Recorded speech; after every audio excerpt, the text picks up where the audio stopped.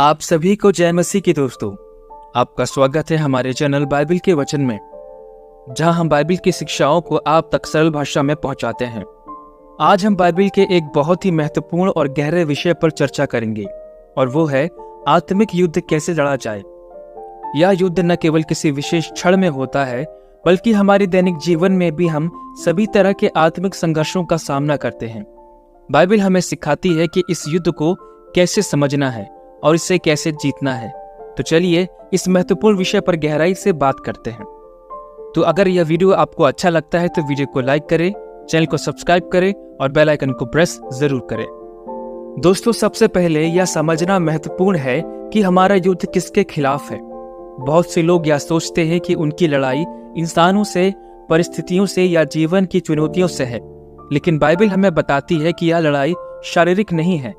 इफिसियों 6:12 में लिखा है, क्योंकि हमारा मल्ल युद्ध रक्त और मांस से नहीं, परंतु प्रधानों और अधिकारियों से और इस संसार के अंधकार के हाकिमों से और उस दुष्टता की आत्मिक सेनाओं से है। यह स्पष्ट करता है कि हमारा शत्रु शैतान और उसकी आत्मिक ताकतें हैं, जो हमें ईश्वर से दूर करने का प्रयास करती हैं। यह लड़ाई उन अदृश्य शक्तियों के खिलाफ है जो हमारे विश्वास, आत्मा और जीवन को नष्ट करने का प्रयास करती हैं। यह जानकर हम सतर्क और सावधान हो सकते हैं। शैतान हमें धोखा देने के लिए कई तरीके अपनाता है। झूठ, डर, संदेह और प्रलोभन उसके मुख्य हथियार हैं। हमें इस आत्मिक युद्ध के लिए तैयार होना चाहिए।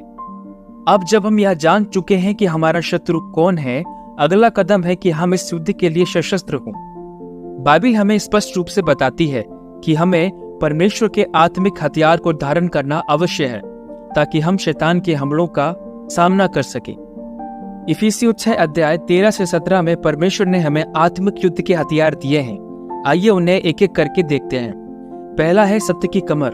सत्य पर चलने से हम झूठ और धोखे से बच सकते हैं। दूसरा है धार्मिकता का चिलम। यह हमारे दिल और आत्मा को शैतान के दोषारोपण से बचाता है। तीसरा है शांति के सुसमाचार का जूता। ईश्वर का सुसमाचार हमें आत्मिक स्थिरता और शांति देता है। चौथा है विश्वास की ढाल। विश्वास से हम शैतान के तीरों को रोक सकते हैं, चाहे वह संदेह हो या निराशा। पांचवा है उद्धार का टोप। उद्धार का विश्वास हमें शैतान के हर मानसिक हमलों से बचाता है।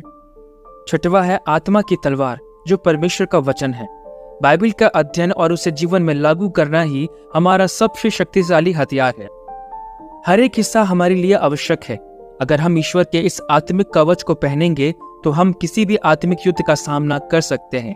यह कवच हमें मजबूती देता है और हमें आत्मिक हमलों से सुरक्षित रखता है।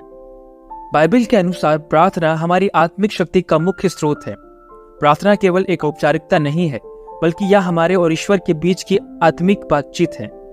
इफिसियों 6:18 में लिखा है, हर समय आत्मा में प्रार्थना करते रहो और इसी में जागते रहो।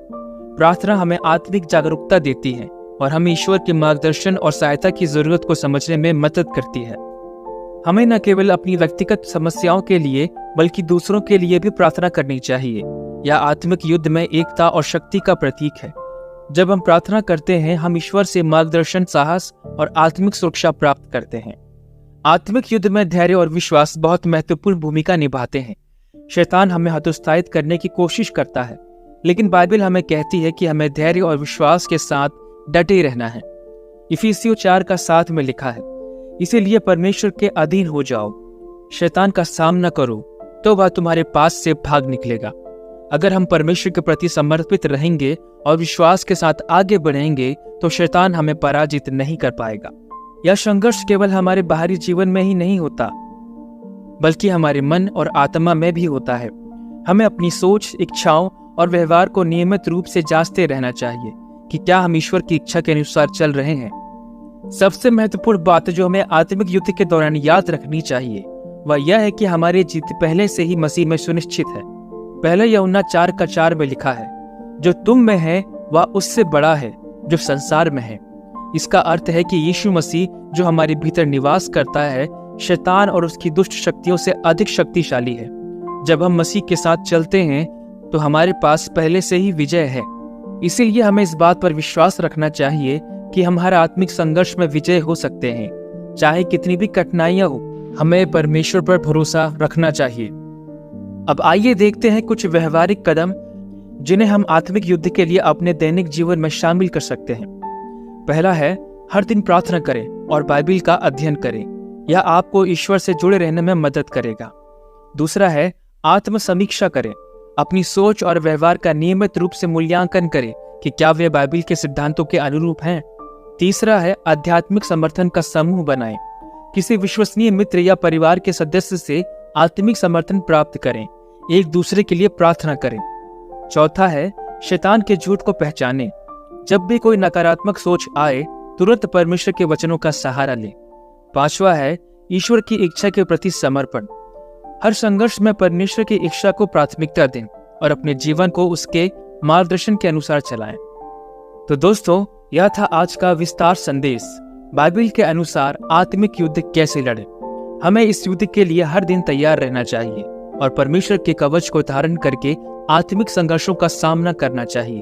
अगर आपको यह वीडियो पसंद आया हो तो इसे लाइक करें और शेयर करें और हमारे चैनल को सब्सक्राइब करें ताकि आप आगे भी और गहरे बाइबल शिक्षाओं से जुड़े रह सकें।